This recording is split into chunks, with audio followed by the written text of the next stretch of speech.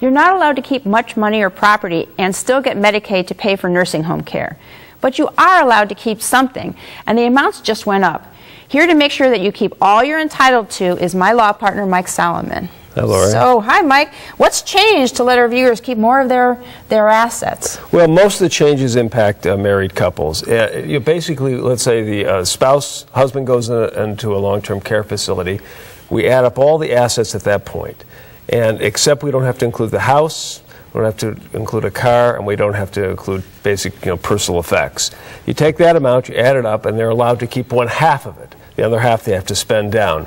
Now, there's a maximum, and that maximum has increased this year to $113,640, so they can keep that amount. Okay, well, give us an example of how that actually works. Okay, so let's say stocks, bonds, mutual funds, IRAs total $100,000. Husband goes in a long-term care facility.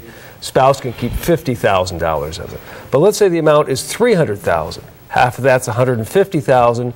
But you're subject to that maximum of $113,000, and that's the amount you get to keep. All right. Is there a minimum amount that they don't have to spend down below? Yeah, there's also a minimum amount. So, for example, right now the minimum amount has been increased to $22,728. So, for example, let's say they had $40,000. Now, normally you'd say half of that is $20,000, but they don't have to spend down to $20,000. They can keep the higher amount, the $22,000. Okay, well, that's a good bonus. Any more good news for the viewers? Well, yes, as we've talked about on the program before, when, let's say, again, the husband goes in a long-term care facility, the wife gets to keep her income, Social Security and pension benefits, that sort of thing. But generally, the benefits the husband gets, the pension and Social Security, has to go to the long-term care facility.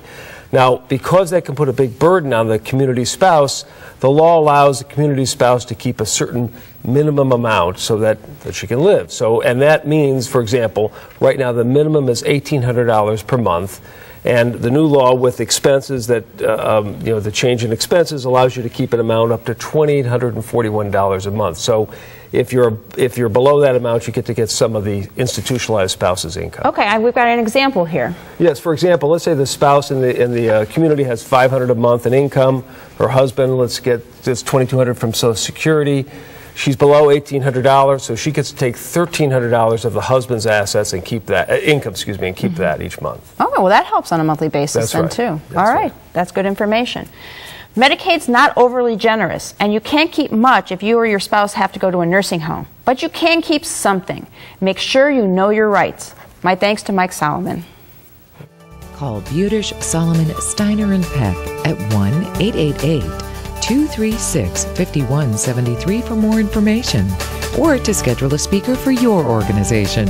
Or log on to www.budishandsolomon.com. Thanks for joining us. Next week, can colon cancer be stopped? We'll alert you to the warning signs and prescribe preventions. Then, long-term care can also mean lots of money. We'll take a long look at how to cover those costs. Is your back bothering you? We'll speak healing words for your sore spine. And we'll reveal a new sinister government plot to cut Medicare benefits for nursing home. Until next week, please remember to make the most of your golden opportunities. Would you like to join our kitchen conversation? All you have to do is call toll-free 1-877-765-1543 and leave us your question, name, and phone number. Or log on to www.golden.tv for all the latest information and show updates.